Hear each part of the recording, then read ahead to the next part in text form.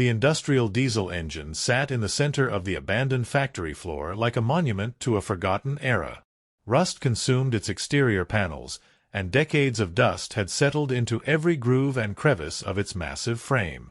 The machine stood nearly 20 feet tall, its cylindrical body supported by a reinforced steel base that had begun to sink into the cracked concrete beneath it. Pipes jutted from its sides at odd angles, some broken and hanging loose, others still firmly attached to mounting brackets that had somehow withstood the passage of time. The entire structure weighed approximately 40,000 pounds, a hulking reminder of the factory's productive years when this engine had powered assembly lines and machinery that employed hundreds of workers. Marcus and Devon Turner had arrived at the auction with modest expectations and even more modest funds. The brothers had pooled together $3,000, scraped from savings accounts that had dwindled dangerously close to zero. Their small scrap metal business had been struggling for months, barely generating enough income to cover the lease on their workshop and the fuel for their aging pickup truck. They needed a significant score, something that would inject enough capital into their operation to keep them afloat through the approaching winter months when construction jobs dried up and demand for recycled metal typically plummeted. Before we continue with this incredible discovery, make sure you're subscribed to the channel and hit that notification bell so you never miss stories like this one. And if you're really enjoying the content, consider clicking the Super Thanks button below the video. It helps us bring you more amazing stories every single week. Also, drop a comment and let us know where you're watching from right now. We love hearing from viewers all around the world. The auction had been sparsely attended, with only a dozen or so bidders wandering through the cavernous factory building that had been closed for nearly 15 years. Most of the valuable equipment had been removed long ago, sold off piecemeal when the original owners had filed for bankruptcy. What remained was the industrial refuse that nobody had wanted to pay to haul away.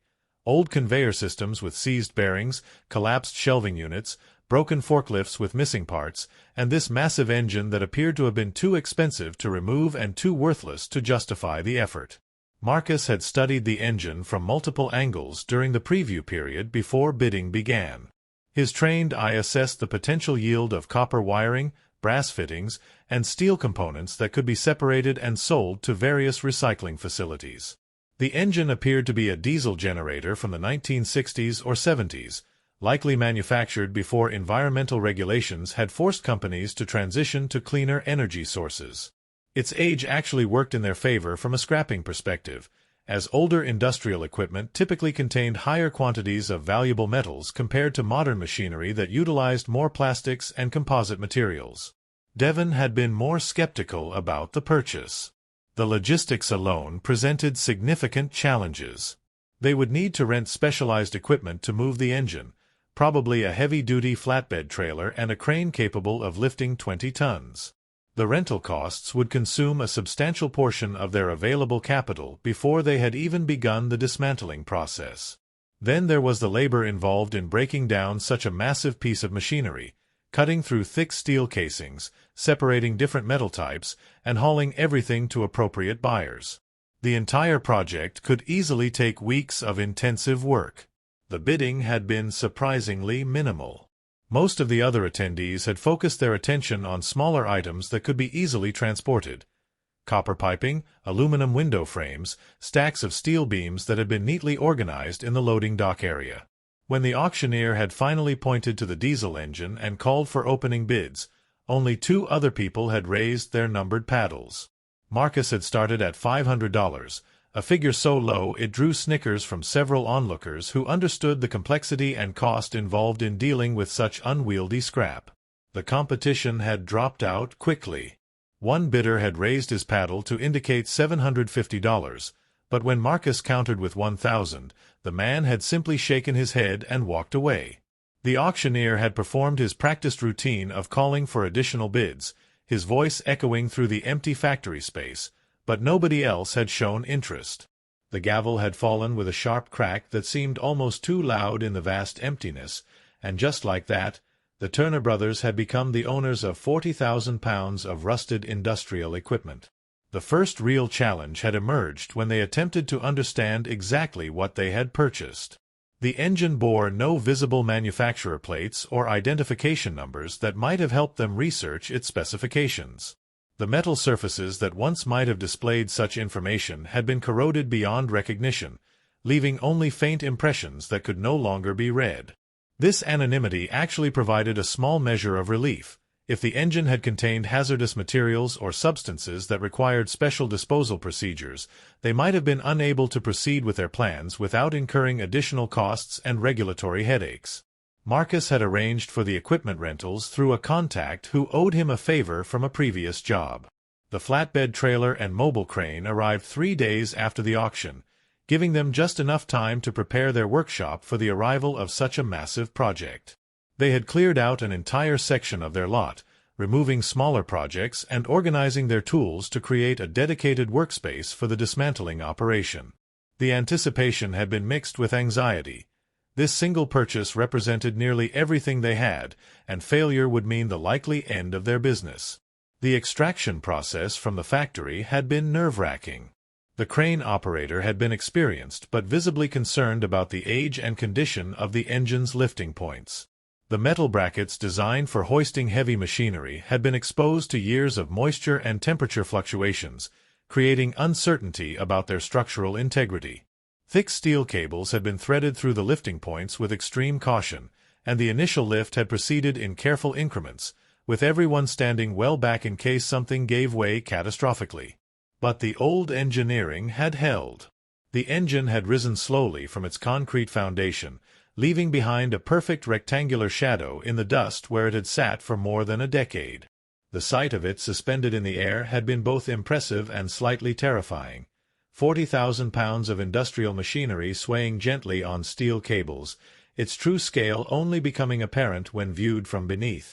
The crane operator had maneuvered it carefully through the factory's loading dock doors, which had barely provided sufficient clearance, and then executed a slow rotation to align the engine with the waiting flatbed trailer. Securing the engine for transport had required additional time and materials. Heavy-duty chains and ratchet straps had been employed in redundant configurations, ensuring that even if one restraint system failed, multiple backups would prevent the cargo from shifting during transport. The brothers had been acutely aware that losing such a massive object during transit could result not only in the destruction of their investment but potentially catastrophic damage to property or injury to innocent bystanders on public roads.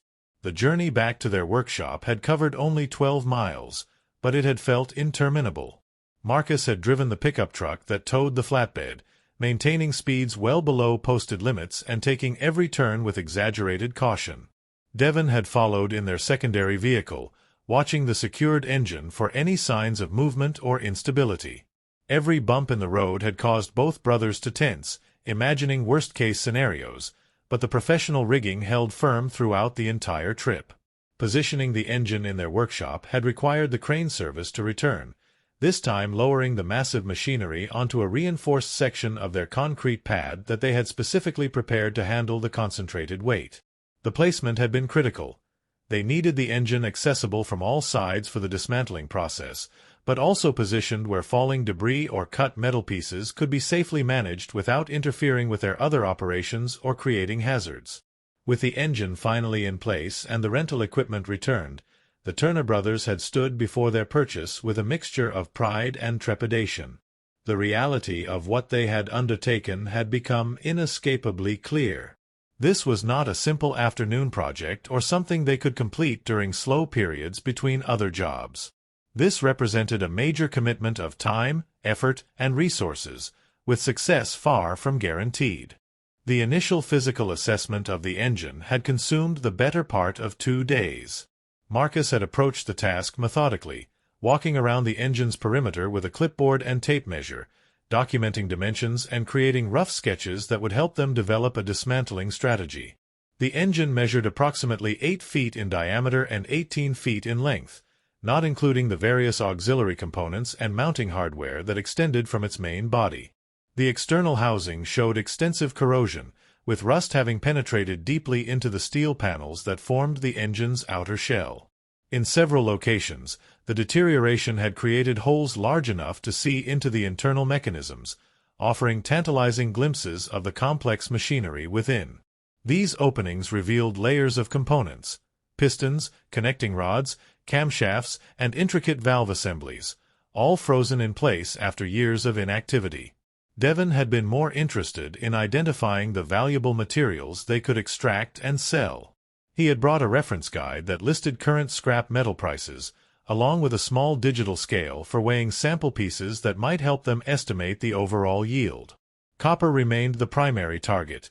Industrial engines of this era typically contained substantial amounts of copper wiring in their electrical systems, generators, and starter motors. The current market price for clean copper stood at approximately $3.50 per pound, and even a modest quantity could generate significant revenue. The brothers had begun compiling an inventory of visible components that might contain valuable materials.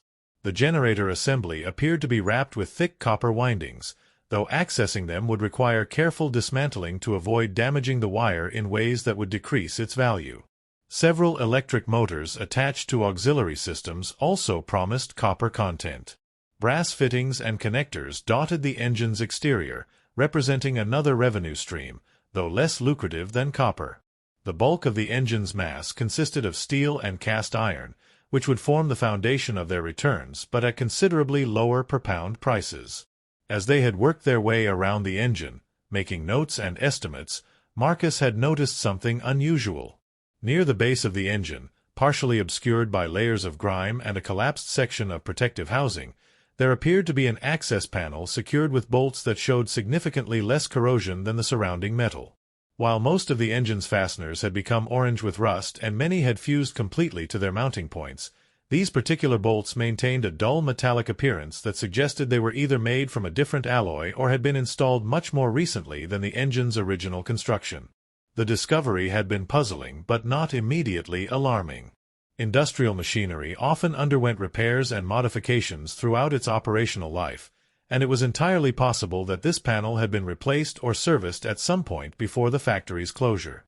However, the condition of these bolts seemed inconsistent with equipment that had supposedly been abandoned for 15 years.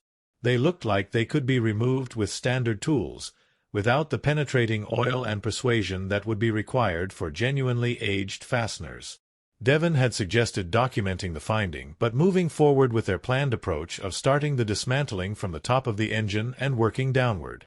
This methodology would allow them to safely remove lighter components first while maintaining the engine's stability on its mounting platform. Beginning with the mysterious access panel could potentially compromise the structural integrity of the entire assembly before they had properly prepared for such an intervention. Marcus had agreed, but the unusual bolts had continued to occupy his thoughts as they had gathered their tools and prepared to begin the actual work. Something about the inconsistency bothered him on an instinctive level that he could not immediately articulate. His years of experience with industrial equipment had taught him that anomalies usually indicated something significant, whether that meant previous repairs, modifications, or occasionally, hidden problems that someone had attempted to conceal. The dismantling process had begun with the removal of peripheral components, external pipes, mounting brackets, and protective covers that could be detached without requiring power tools or cutting equipment. These preliminary steps had proceeded smoothly, yielding small quantities of metal that they had sorted into appropriate containers for eventual sale. The work was tedious but satisfying, each removed piece bringing them incrementally closer to accessing the engine's more valuable internal components. By the end of the first full day of dismantling, they had removed approximately 200 pounds of mixed metals, primarily steel with some aluminum and brass fittings. The financial return on this material would be modest, perhaps covering a portion of their initial investment, but progress was progress. More importantly, they were developing a better understanding of the engine's construction and identifying the most efficient approaches for accessing the copper-rich components that would determine whether this entire venture proved profitable. The second day had brought more substantial progress. They had rented an acetylene cutting torch and begun sectioning through the external housing panels, cutting careful geometric patterns that would allow them to peel back the steel shell and expose the internal mechanisms. The work was hot, dangerous, and physically exhausting, requiring constant attention to prevent accidental damage to the components they were trying to salvage. Sparks cascaded across the concrete floor with each cut, and the smell of burning metal and old lubricants filled their workshop. As the housing panels had fallen away, the true complexity of the engine's internal design had become apparent. This was not a simple diesel motor, but rather an integrated power generation system that incorporated multiple subsystems working in coordination. The primary engine block connected to a substantial generator assembly, which in turn interfaced with voltage regulation equipment and distribution panels. Everything was built to industrial specifications that far exceeded typical commercial standards, suggesting this engine had served some critical function in the factory's operations. Marcus had been in the process of removing a section of steel housing near the engine's base when his cutting torch had illuminated something unexpected. The flame's harsh blue light had penetrated through a narrow gap in the metalwork, reflecting off something that definitely was not rusty steel or cast iron. The reflection had possessed a distinctive reddish-gold quality that made his breath catch slightly in his throat.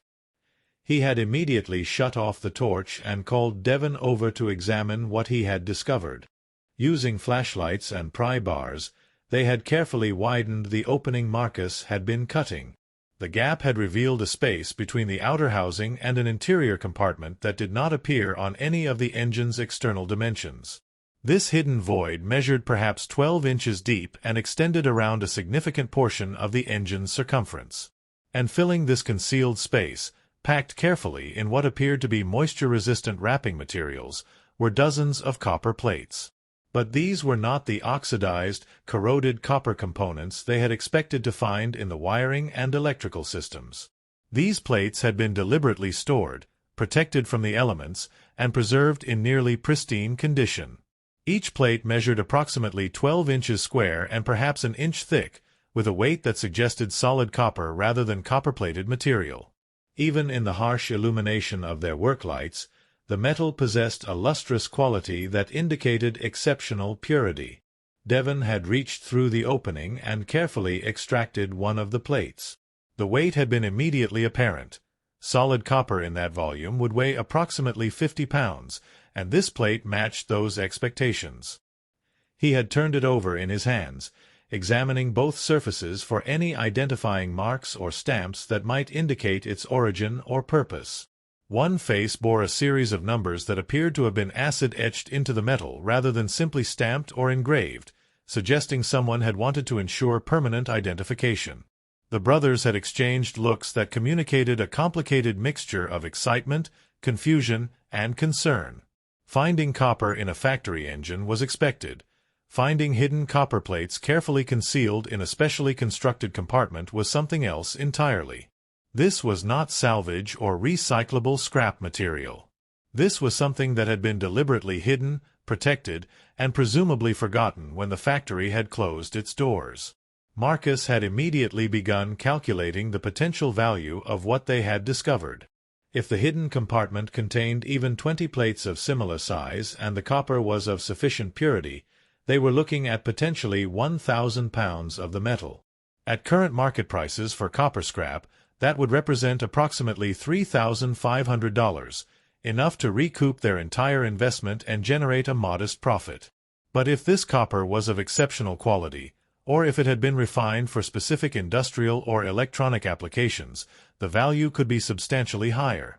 Devon had been more focused on the practical concerns that came with such a discovery.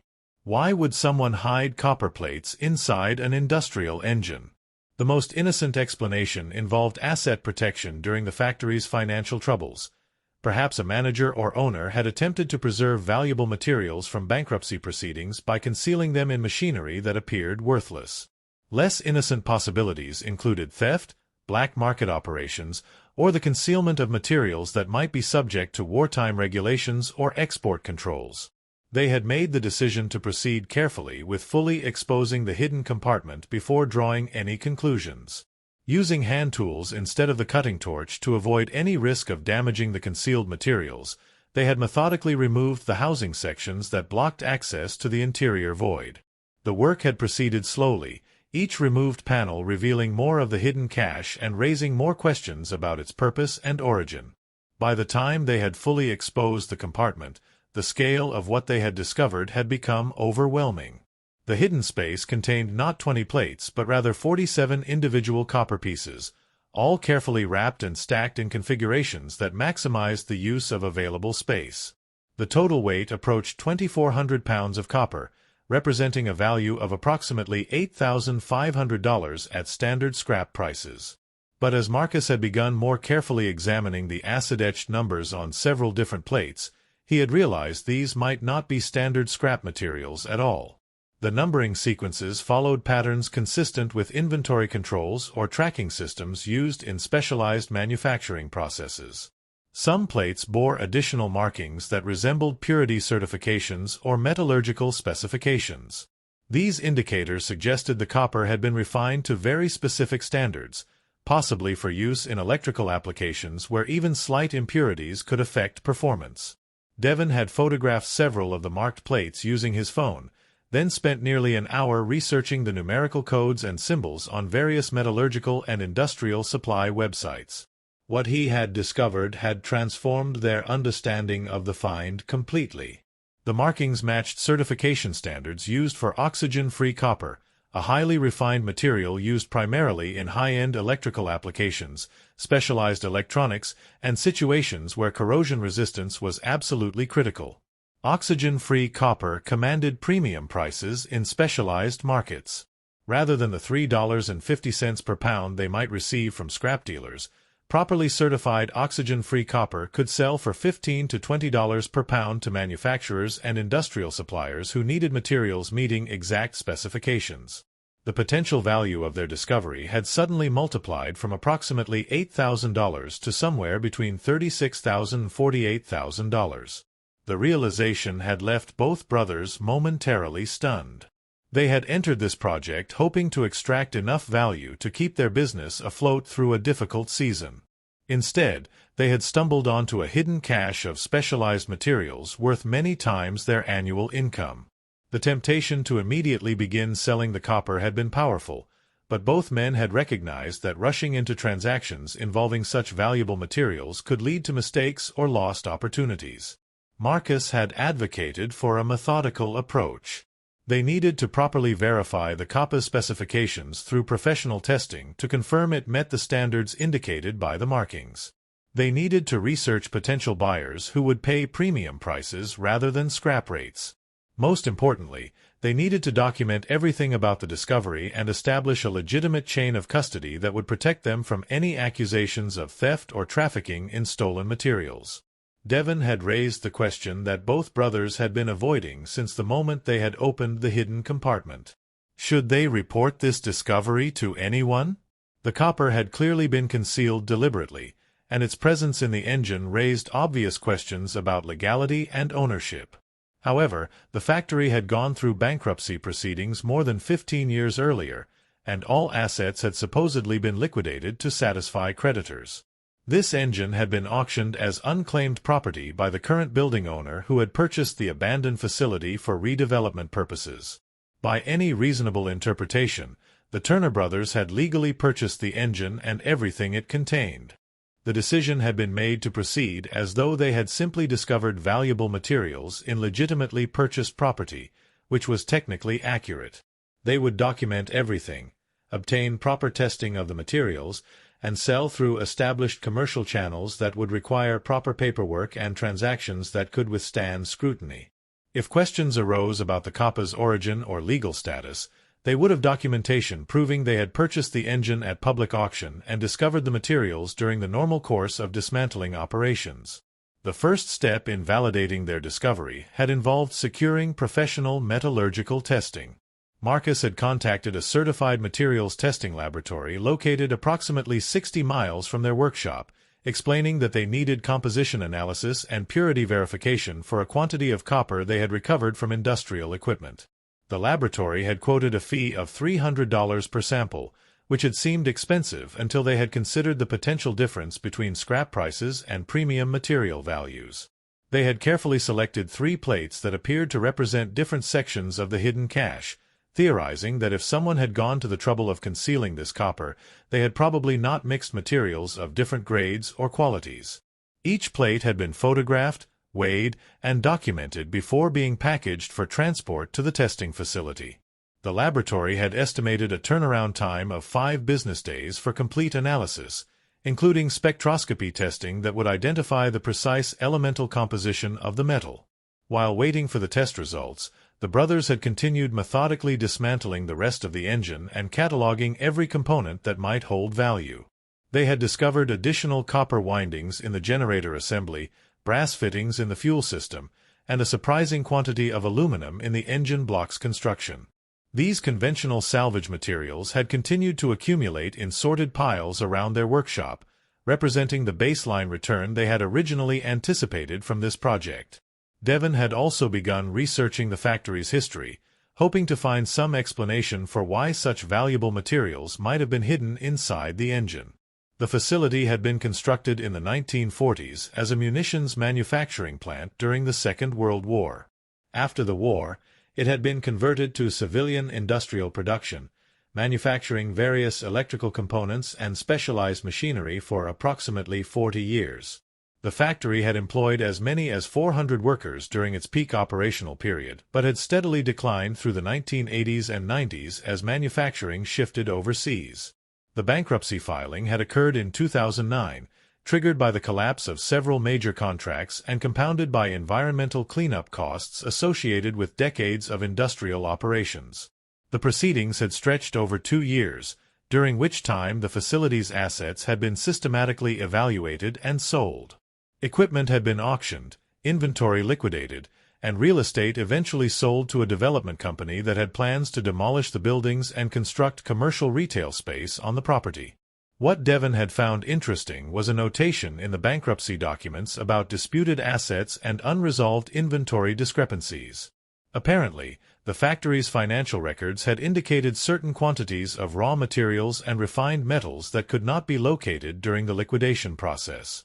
Creditors had suspected these materials had been stolen by employees or management during the facility's final operational period, but no definitive proof had ever been established. The missing inventory had been written off as losses, and the bankruptcy had proceeded to closure without resolving these questions.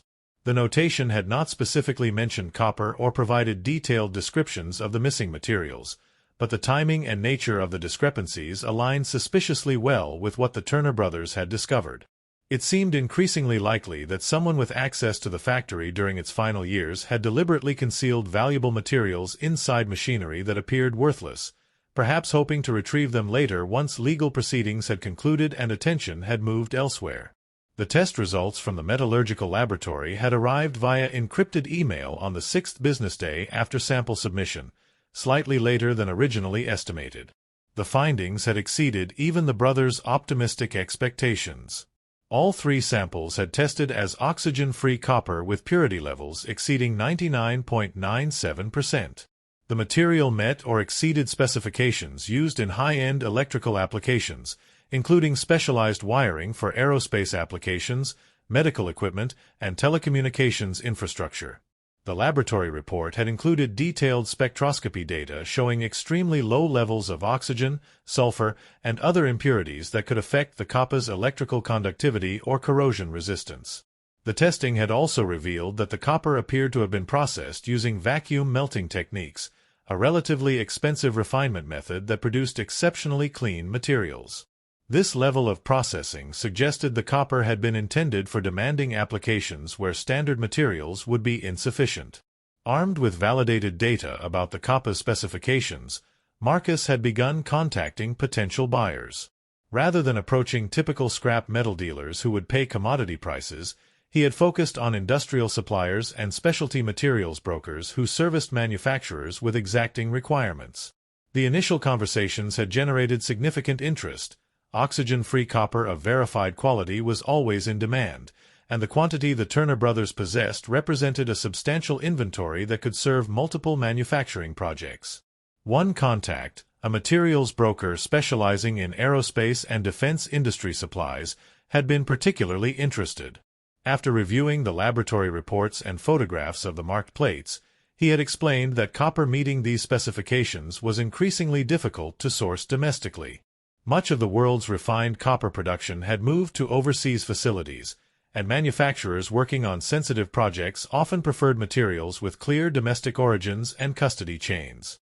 The broker had quoted a preliminary price of $18 per pound for the entire lot, contingent on physical inspection and verification that all plates met the same standards as the tested samples. At $18 per pound for 2,400 pounds of copper, the total value reached $43,200. This figure far exceeded the brothers' most optimistic projections when they had purchased the engine for $1,000 at auction.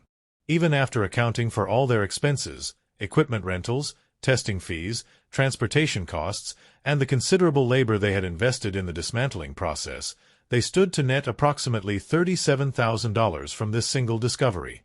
Devon had been cautiously optimistic but had remained concerned about potential legal complications. The materials broker had asked detailed questions about how they had acquired the copper and whether they possessed documentation establishing legal ownership. Marcus had provided copies of the auction receipt, photographs showing the copper concealed within the engine, and the laboratory testing reports establishing the material's composition. The broker had seemed satisfied with this documentation, but had indicated his client would likely want additional assurances before finalizing such a substantial transaction. The formal inspection had been scheduled for the following week. The broker had arranged for a representative from his client company to travel to the Turner Brothers workshop, physically examine the copper plates, verify they matched the tested samples, and conduct additional spot checks if necessary. Assuming everything proved satisfactory, payment would be processed through standard commercial channels, with funds transferred electronically within 3 business days of the physical material transfer. In preparation for this inspection, the brothers had organized the copper plates in their workshop, cleaning each piece to remove any residual wrapping materials or dust while being careful not to damage the acid-etched identification numbers. They had created a detailed inventory spreadsheet documenting each plate's weight, dimensions, and visible markings. This organizational work had consumed several additional days but had given them absolute confidence in exactly what they were selling and its total value. Marcus had also taken the precaution of consulting with an attorney specializing in commercial transactions. He had explained the situation, the auction purchase, the discovery of hidden materials, and their verification process, and had asked whether they faced any potential legal exposure. The attorney had been reassuring. The engine had been legally purchased at a public auction after being properly advertised and made available for inspection. The discovery of concealed materials did not change the nature of the transaction or create any obligation to other parties. The bankruptcy proceedings that had disposed of the factory's assets had been closed for more than a decade, meaning no creditors had standing to claim these materials now. The inspection had proceeded smoothly. The representative from the aerospace supplier had been a methodical engineer who had spent nearly 4 hours examining the copper plates, cross-referencing markings against industry databases, conducting portable spectroscopy tests on multiple samples, and verifying that the materials matched the specifications indicated by their certification codes. His conclusions had validated everything the Turner brothers had claimed. The copper was indeed oxygen-free material of exceptional purity, almost certainly refined specifically for demanding electrical applications where impurities could not be tolerated. The engineer had been curious about the copper's origins and had asked numerous questions about where and how they had discovered these materials. Marcus had been completely transparent, showing him photographs of the engine's hidden compartment and explaining their theory that someone had concealed the materials during the factory's bankruptcy proceedings. The engineer had nodded thoughtfully, commenting that the practice of hiding valuable assets from liquidation proceedings was not particularly uncommon in industrial settings, though the specific execution in this case had been unusually elaborate. With the inspection successfully completed, the transaction had moved forward rapidly. Standard commercial purchase agreements had been executed, establishing the terms of sale, delivery requirements, and payment schedules. The aerospace supplier had arranged for specialized transportation to collect the copper plates, utilizing a bonded carrier with specific protocols for handling valuable materials. Payment had been structured as 30% upon signing the purchase agreement, with the remaining 70% to be transferred once the materials had been received at the buyer's facility and undergone final verification testing. The first payment had arrived in the Turner Brothers business account within 48 hours of the purchase agreement execution. $12,960 had appeared as an electronic transfer from an aerospace manufacturing company located in the southwestern United States. The description line had simply read, "Materials purchase, copper inventory." The transaction had been clean, legitimate, and fully documented in ways that would satisfy any tax authority or regulatory inquiry. The material pickup had occurred 3 days later. A specialized transport company had arrived with proper equipment for loading and securing the copper plates. Each piece had been individually wrapped in protective materials, cataloged against the inventory spreadsheet, and carefully loaded into a climate-controlled trailer designed for transporting sensitive materials. The entire loading process had consumed most of a day, with multiple verification steps ensuring that everything matched the documentation exactly. Marcus had photographed the loading process and obtained signed receipts from the transportation company acknowledging they had received all 47 copper plates in the condition described in the inventory documents. These receipts would protect the brothers from any subsequent claims of missing materials or delivery discrepancies. The trailer had departed late in the afternoon, leaving the Turner brothers standing in their workshop surrounded by the remaining components of the dismantled engine, but knowing that their financial situation had been fundamentally transformed. The final payment had been processed 1 week later, after the aerospace supplier had received the materials and conducted their own verification testing. $30,240 had been transferred to the business account, completing the transaction. Combined with the initial payment, the total received matched the agreed purchase price of $43,200 exactly. The financial impact of the copper discovery had been substantial and immediate. The Turner brothers had been operating their scrap metal business on extremely thin margins, with monthly expenses consistently exceeding revenues by small amounts that accumulated into significant problems over time. The infusion of $43,000 in capital had eliminated their debts, replenished their operating reserves, and provided a financial cushion that would allow them to make strategic decisions about their business's future rather than constantly responding to immediate crises. Marcus had advocated for investing a substantial portion of the windfall back into their operation. They had been unable to bid on numerous promising auction lots over the previous year simply because they lacked sufficient capital to make competitive offers and absorb the carrying costs during the dismantling and resale process. With proper funding, they could expand their operations, hire additional labor for larger projects, and potentially transition from hand-to-mouth scrapping to more sophisticated industrial salvage operations that targeted high-value equipment. Devon had been more conservative, arguing for banking the majority of the funds and using only modest amounts for carefully selected business investments. The extraordinary nature of their copper discovery had been exactly that, extraordinary and unlikely to be repeated. Building a business plan around the expectation of finding hidden treasure in industrial equipment would be foolish. Better to secure their financial foundation, eliminate personal debts and obligations, and grow the business cautiously using the improved stability as a platform rather than a launching pad for aggressive expansion.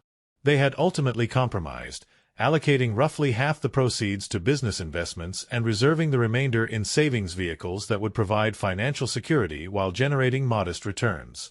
The business investments had focused on practical improvements, purchasing rather than renting equipment they used frequently, upgrading their workshop facilities to handle larger projects more efficiently, and establishing relationships with auctioneers and industrial liquidators who could provide early notification of promising opportunities. The completion of the engine dismantling had generated additional revenue through more conventional channels. The generator windings had yielded approximately 270 pounds of copper wire in mixed conditions, selling for an average of $2.75 per pound after processing.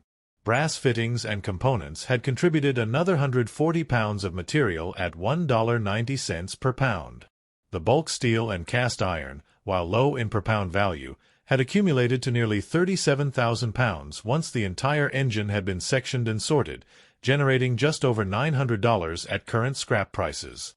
The conventional salvage returns had totaled approximately $3,100, which would have represented a modest profit on their original $1,000 investment even without the hidden copper discovery. This baseline return had validated their initial assessment of the engine's potential and demonstrated that their scrapping fundamentals remained sound even when extraordinary discoveries did not materialize. Word of the Turner brothers' successful auction purchase had spread through the informal networks that connected scrap dealers, industrial salvagers, and auction regulars. The specifics of the hidden copper had been carefully omitted from these conversations. Both brothers recognized that advertising such a discovery would attract unwanted attention and potentially create legal complications if other parties attempted to claim some interest in the materials. Instead, they had simply confirmed that the engine project had proven profitable and exceeded their initial expectations. This reputation for successful bidding and profitable operations had led to increased opportunities. Auctioneers had begun contacting them directly when industrial equipment was being liquidated, sometimes offering early preview access or first refusal options on particular items. These relationships represented exactly the type of business development that Marcus had hoped to achieve through strategic reinvestment of their copper windfall. The experience had also prompted the brothers to develop more sophisticated assessment techniques for evaluating potential auction purchases. They had invested in portable X-ray fluorescence equipment that could analyze metal compositions without destructive testing, allowing them to rapidly assess the true material content of complex machinery. They had studied industrial equipment manuals and manufacturing histories to better understand which types of machinery might contain valuable specialty materials beyond obvious copper and brass components. Marcus had also become interested in the human stories behind abandoned industrial equipment. The factory that had yielded their copper discovery had been just one of thousands of manufacturing facilities that had closed across the industrial heartland during the previous decades. Each closure represented not only lost jobs and economic disruption, but also the disposal of physical assets that embodied decades of engineering effort and capital investment. Understanding these stories helped him identify situations where valuable materials might have been concealed, overlooked, or mischaracterized during liquidation processes. Research into the specific factory that had produced their windfall had revealed additional interesting details. The facility had manufactured specialized electrical components for military and aerospace applications during the Cold War era, including work on classified projects that required materials meeting extraordinary purity standards. The oxygen-free copper they had discovered had likely been procured for these sensitive manufacturing processes, where even trace impurities could compromise the performance of critical electrical systems in aircraft, missiles, or communications equipment. During the factory's decline in the late 1990s and early 2000s, management had apparently struggled with both financial pressures and inventory control problems. Multiple audits conducted by government contracting officers had identified discrepancies between purchase records and physical inventory counts for various specialty materials. These investigations had never resulted in criminal charges, but they had contributed to the loss of security clearances that were required for the factory to continue receiving defense contracts. Without access to this lucrative work, the facility had been unable to compete effectively in civilian markets, ultimately leading to bankruptcy. The timeline suggested that someone with detailed knowledge of the factory's operations, possibly a manager or senior technician, had recognized that bankruptcy was inevitable and had taken steps to preserve valuable materials from the liquidation process.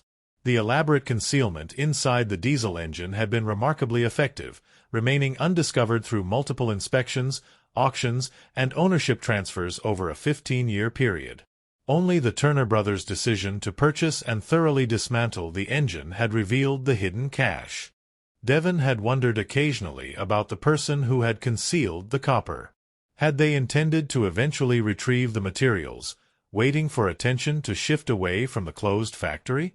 Had circumstances, perhaps illness, relocation, or even death, prevented them from executing their plan?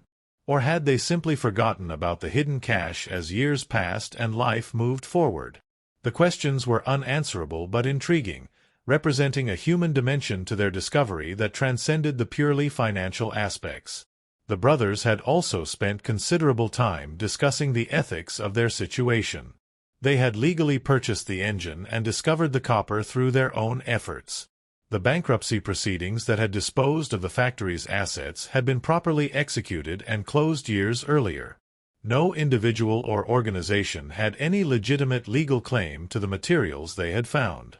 Yet the copper had almost certainly been hidden to defraud creditors during bankruptcy proceedings, representing a form of theft even if the statute of limitations had long since expired. Marcus had taken the position that they bore no responsibility for actions taken by unknown parties more than 15 years earlier. They had not participated in concealing the materials, had not benefited from any fraud, and had simply discovered valuable property in equipment they had legitimately purchased. Their obligation was to handle the discovery legally and transparently moving forward, which they had done by documenting everything and selling through proper commercial channels. Devon had found this reasoning satisfactory, but had remained vaguely uncomfortable with profiting from what was almost certainly someone else's crime. He had eventually resolved his concerns by rationalizing that the hidden copper would have remained concealed indefinitely if not for their efforts. The materials would have been destroyed when the factory was demolished, the copper lost to landfill or rendered unrecoverable through contamination with other demolished building materials. By discovering and recovering the materials, they had actually prevented waste and returned valuable resources to productive use. The tax implications of their discovery had required professional guidance. The brothers had consulted with an accountant who specialized in small business taxation, explaining the circumstances of the copper discovery and seeking advice on proper reporting. The accountant had confirmed that the materials represented business income that must be reported on their tax returns, but had also identified numerous legitimate deductions including their original purchase price, transportation and equipment rental costs, testing fees, legal consultation expenses, and reasonable allocation of general business overhead. After accounting for all legitimate deductions, the net taxable income from the copper discovery had been approximately $34,000. As a subchapter S corporation, this income flowed through to the brothers' personal tax returns in proportion to their ownership shares. The resulting tax liability had been significant but manageable given the magnitude of their windfall, and they had set aside appropriate reserves to ensure timely payment when their annual returns were filed. The conventional dismantling of the diesel engine had been completed approximately 6 weeks after the initial purchase. Once the hidden copper had been removed, the remaining structure had proven to be straightforward industrial salvage work. They had sectioned the massive engine block using cutting torches, separated ferrous from non-ferrous metals, extracted all accessible copper and brass components, and hauled everything to appropriate buyers. The engine's mounting platform and associated hardware had yielded additional scrap value, and even the damaged housing panels that had been cut away during the dismantling process had been sold for their steel content. The empty space in their workshop where the engine had dominated for weeks had been quickly filled with new projects. A factory liquidation auction had yielded 3 large industrial air compressors that appeared to contain substantial copper in their motor windings. A construction company had contracted them to dismantle several pieces of obsolete equipment that had been sitting unused in a storage yard for years. A municipal government had solicited bids for removing and scrapping old light poles that were being replaced throughout a downtown district. The business had momentum again, with sufficient capital and equipment to compete effectively for profitable opportunities. Marcus had begun attending more specialized auctions that focused on electronics manufacturing equipment, aerospace industry surplus, and medical device production facilities. These environments tended to yield equipment containing higher proportions of valuable materials compared to heavy industry or construction equipment. The knowledge gained from researching their copper discovery had provided insights into which types of facilities might have specialty materials that commanded premium prices beyond standard scrap values. One particularly promising auction had involved the closure of a semiconductor testing facility that was relocating its operations overseas. The equipment being liquidated included numerous pieces of specialized machinery that utilized gold-plated connectors, platinum elements in testing apparatus, and rhodium-coated components in high-temperature applications. While the brothers could not compete with the bids from electronic waste recyclers who specialized in precious metal recovery, they had successfully acquired several peripheral items that other bidders had overlooked. Devon had maintained his more conservative approach, focusing on conventional scrap operations with predictable returns rather than pursuing potential windfalls that might never materialize. He had established relationships with several construction companies and demolition contractors who regularly needed disposal services for metal debris from their projects. This steady stream of lower-margin work provided reliable baseline revenue that supported their operation regardless of whether auction purchases proved profitable. The division of labor between the brothers had become more formalized as their business grew. Marcus handled acquisitions, attending auctions, researching potential purchases, and managing relationships with industrial liquidators and equipment brokers. Devon managed operations, supervising dismantling work, maintaining relationships with scrap buyers, and ensuring their workshop remained organized and efficient. Both brothers contributed to the physical labor when projects required extra hands, but their differentiated responsibilities allowed them to operate more effectively than when they had both tried to handle every aspect of the business simultaneously. Approximately 6 months after their copper discovery, the brothers had hired their first employee. The addition of reliable labor allowed them to take on larger projects and accept multiple commitments simultaneously rather than being limited by their own physical capacity. The employee was an experienced welder and metal fabricator who had been laid off from a manufacturing plant closure and was grateful for steady work even if the pay could not match his previous union wages. His skills proved invaluable for complex dismantling projects that required precise cutting and material handling. The business's improved financial position had also allowed the brothers to address deferred maintenance on their equipment and facilities. Their aging pickup truck received necessary mechanical repairs and upgrades that improved its reliability and payload capacity.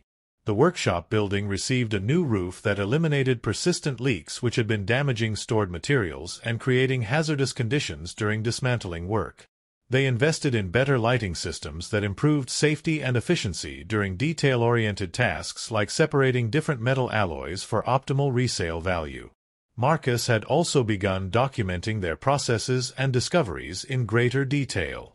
He maintained a database of auction purchases, recording what they had paid, how long dismantling required, what yields they achieved for different material types, and ultimately what profit or loss resulted from each project. This data provided objective evidence about which types of equipment offered the best returns and which should be avoided regardless of attractive initial prices.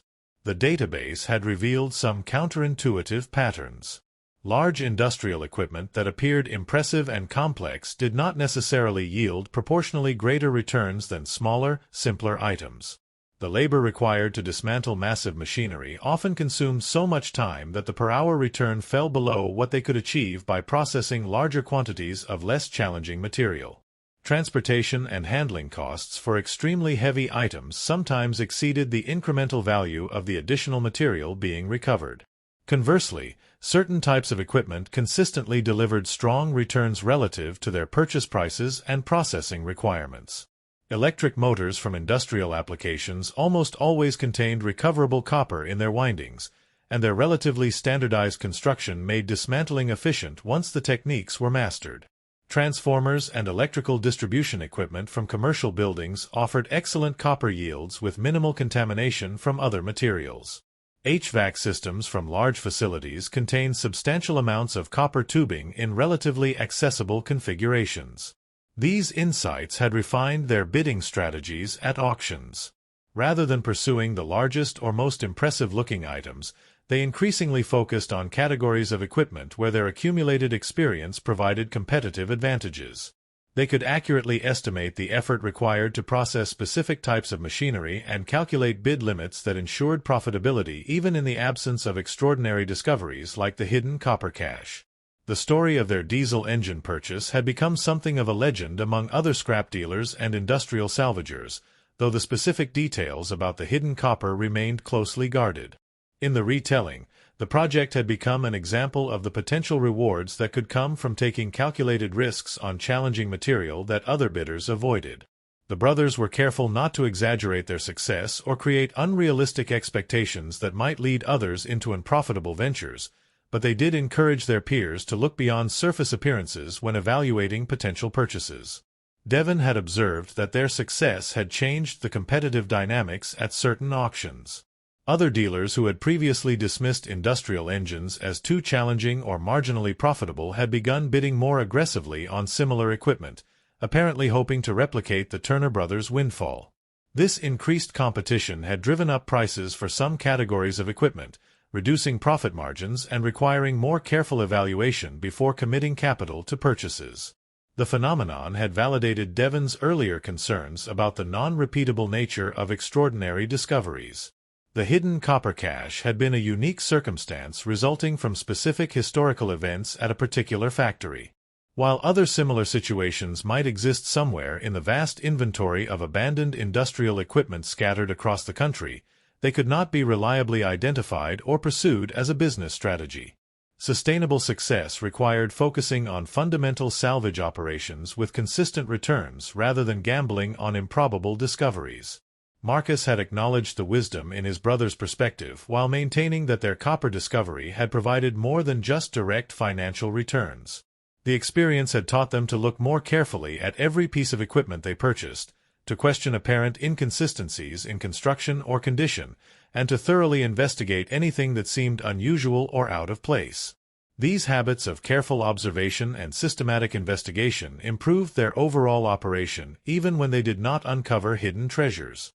The aerospace supplier who had purchased their oxygen-free copper had eventually provided some interesting feedback about the materials. The copper had been incorporated into specialized wiring harnesses for satellite communication systems, where its exceptional purity and corrosion resistance made it ideal for applications that would operate in the harsh environment of space for decades without possibility of maintenance or replacement. The engineer who had conducted the initial inspection had commented that the copper's vintage processing techniques had actually produced characteristics that were difficult to replicate with some modern refining methods, making the materials particularly valuable for specific applications.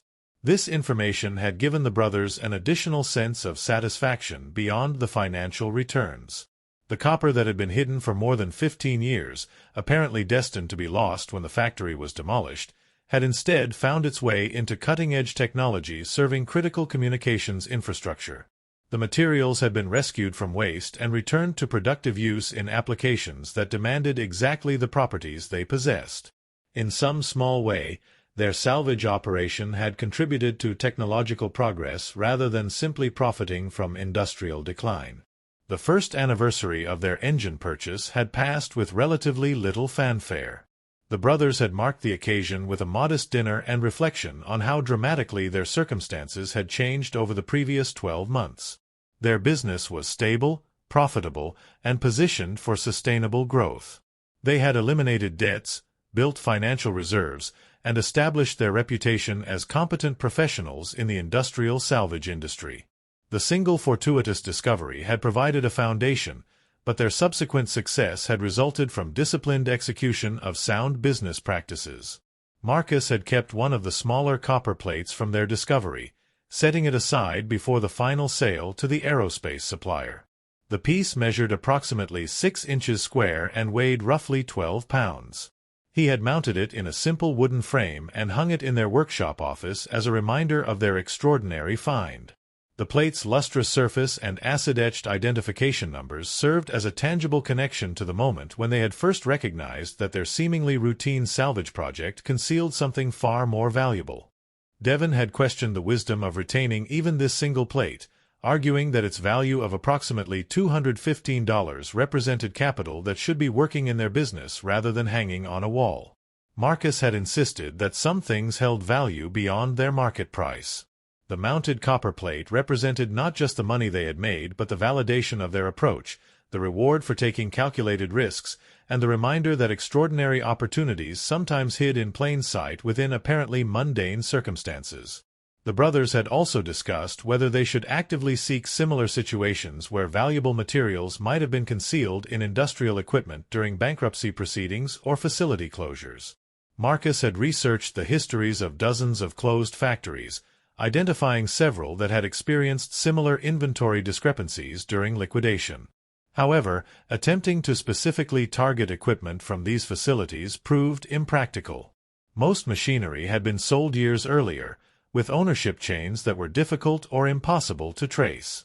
Equipment that remained available was often in such deteriorated condition that recovery costs would exceed any potential returns. They had concluded that their discovery had been fundamentally a matter of good fortune rather than something that could be systematically pursued.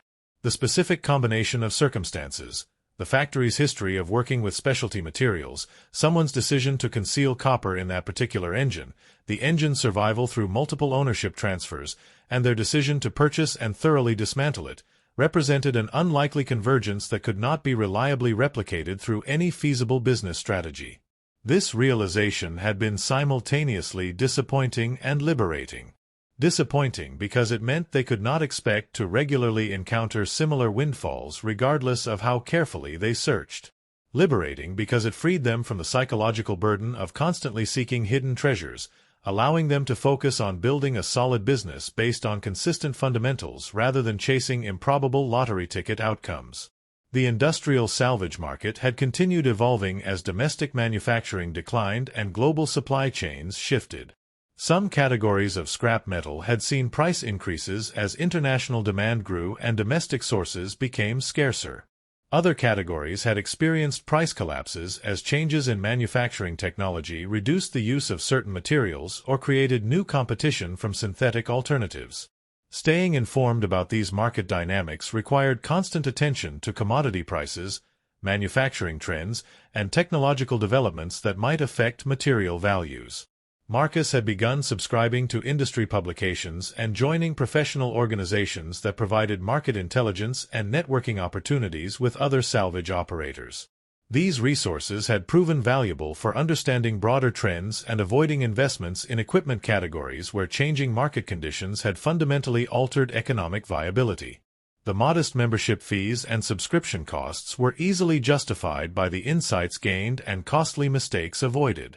The brothers had also become more sophisticated about timing their sales of recovered materials. Rather than immediately selling everything they processed to the most convenient local buyer, they now maintained inventory of higher-value materials and monitored market prices to identify optimal selling windows. Copper prices, for example, fluctuated based on global economic conditions, construction activity, and manufacturing demand. Holding inventory during temporary price depressions and selling during upswings could improve returns by 10 to 20% compared to indiscriminate immediate sales. This approach required additional capital to carry inventory and adequate storage facilities to protect materials from weather and contamination that might reduce their value. The workspace improvements they had funded with proceeds from the copper discovery had made this strategy feasible, providing covered storage areas where sorted materials could be accumulated until market conditions favored sales. Devon had implemented inventory management systems that tracked their material holdings, acquisition costs, and current market values. These tools provided clear visibility into which materials were appreciating in value while held in inventory versus which were stagnating or declining and should be sold promptly. The data-driven approach eliminated the guesswork and emotional decision-making that had sometimes led to selling too early or holding too long in the past. The business had also begun exploring opportunities beyond simple scrap recovery. Certain industrial equipment could be refurbished and resold to end users at prices substantially higher than scrap value. Electric motors in good condition, for example, could be cleaned, tested, and sold to maintenance departments or small manufacturers who needed replacements for failed units in existing equipment. The margins on these transactions exceeded scrap recovery by factors of 3 to 5 times, though the sales process required more time and effort to identify qualified buyers. Marcus had developed relationships with several maintenance supervisors at manufacturing facilities who regularly needed replacement parts and components for aging equipment. These contacts provided a sales channel for refurbishable items that might otherwise have been scrapped. The arrangement benefited everyone involved. The buyers obtained parts at prices well below new equipment costs, the Turner brothers earned premiums over scrap values, and perfectly functional equipment was kept in service rather than being unnecessarily destroyed. The second year following their copper discovery had brought continued growth but also new challenges. Competition in the industrial salvage sector had intensified as more operators recognized the potential profitability of the business. Auction prices for promising equipment had increased, compressing margins and requiring more selective bidding. The brothers had responded by further specializing in categories where their expertise provided competitive advantages and by developing proprietary assessment techniques that helped them identify value that other bidders overlooked. They had also expanded geographically, traveling to auctions in adjacent states when exceptional opportunities were advertised. The increased travel costs were justified when dealing with large value purchases where small percentage improvements in acquisition costs could translate into substantial absolute dollar benefits. Their reputation had begun extending beyond their immediate region, with industrial liquidators occasionally contacting them directly about equipment that matched their areas of expertise. The employee they had hired had proven to be an excellent addition to the operation, bringing not only labor capacity but also specialized skills and industry connections that enhanced their capabilities. His background in manufacturing had provided insights into equipment construction and maintenance practices that improved their dismantling efficiency. He had also introduced them to former colleagues from his previous employer, who occasionally had salvageable equipment or materials available through informal channels. The growth had prompted discussions about whether to formalize their expansion by opening a second location or significantly enlarging their existing facilities. Marcus had advocated for expansion, arguing that their proven model could be replicated in other markets where industrial decline had created similar opportunities. Devon had remained cautious, noting that their success depended heavily on their personal involvement and accumulated expertise, qualities that might not transfer easily to remote locations or additional employees who lacked their experience and commitment. They had ultimately decided to defer expansion plans until they had achieved greater operational stability at their current scale. Growing too quickly could strain their management capacity, dilute their capital resources, and expose them to risks that might threaten the core business they had worked hard to establish. Better to consolidate their success and build stronger foundations before attempting to replicate their model in new markets. The mounted copper plate in their office had become something of a talisman for the business, representing both their most significant success and a reminder of the importance of thorough investigation and attention to detail. Visitors to their workshop often asked about the displayed plate, providing opportunities for the brothers to share their story, usually in carefully edited versions that emphasized the rewards of careful assessment and hard work while omitting specific financial details that might create unrealistic expectations or attract unwanted attention. Marcus had occasionally wondered whether there were other engines from the same factory that might contain similar hidden caches. The facility had operated dozens of major pieces of machinery during its decades of operation, and if someone had been systematically concealing valuable materials during the bankruptcy period, they might have used multiple hiding places rather than concentrating everything in a single location. However, tracking down specific equipment from a factory that had closed 15 years earlier proved nearly impossible without access to detailed asset disposition records that no longer existed or were not publicly available. The question remained unanswerable but intriguing, representing the type of mystery that gave their work an element of interest beyond the purely financial calculations. Every piece of industrial equipment they purchased carried some history, some story of the people who had operated it and the products it had created during its working life.